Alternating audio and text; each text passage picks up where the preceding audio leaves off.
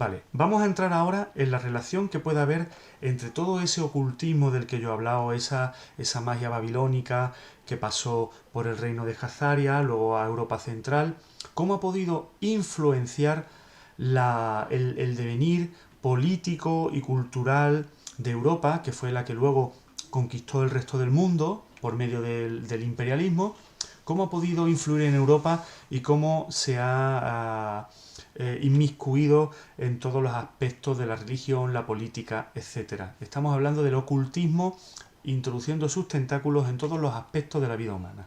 Vamos a comenzar hablando de este hombre, Moses Hess. Era un filósofo alemán de origen judío, precursor de lo que después se conocería como sionismo y sionismo socialista. Aquí en la Wikipedia no se dice, pero en otras fuentes yo he encontrado que Moses Hess era cabalista y ocultista también. Era amigo personal y colaborador de Karl Marx y Friedrich Engels. Y se había inspirado en el Risorgimento italiano y propone el retorno del pueblo judío a Palestina. Aquí tenemos a uno de los precursores de esa idea de llevar a los judíos a Palestina, Moses Hess.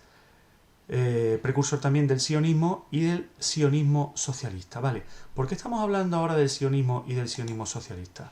Pues porque vamos a hablar del comunismo y de cómo está impregnado de todas estas ideas. Vamos a verlo. Aquí lo podemos ampliar.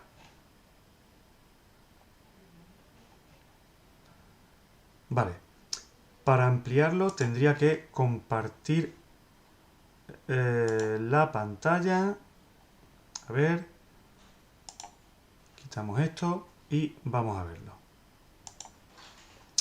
Vale. El secreto del comunismo. Los orígenes étnicos de la Revolución Rusa y el mayor holocausto de la historia. Es una obra escrita por el doctor David Duke, que dice lo siguiente.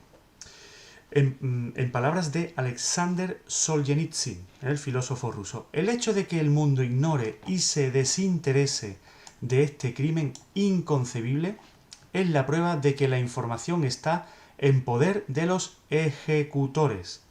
Fijaros, el hecho de que el mundo ignore y se desinterese.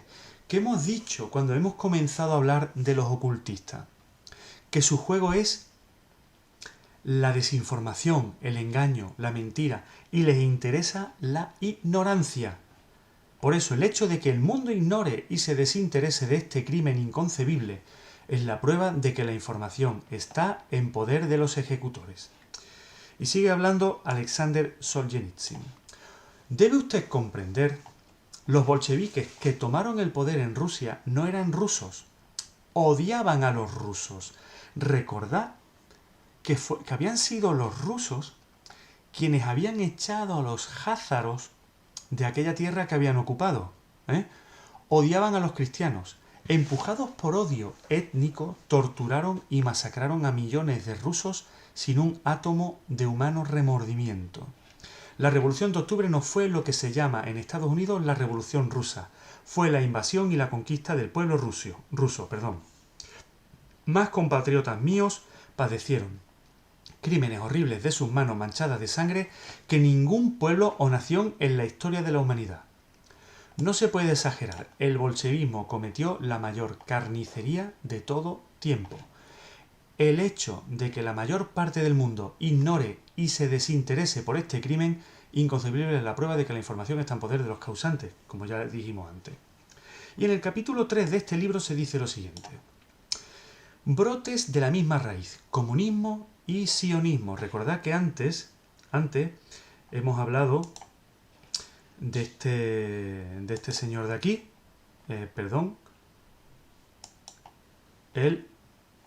el artífice, el principal ideólogo del sionismo. ¿Y qué relación hay entre el sionismo y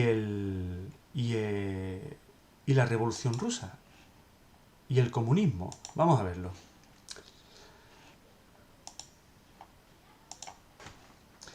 En este escenario, los dos movimientos gemelos, marxismo y sionismo, comenzaron a afianzarse y a dominar a la masa de la judería rusa.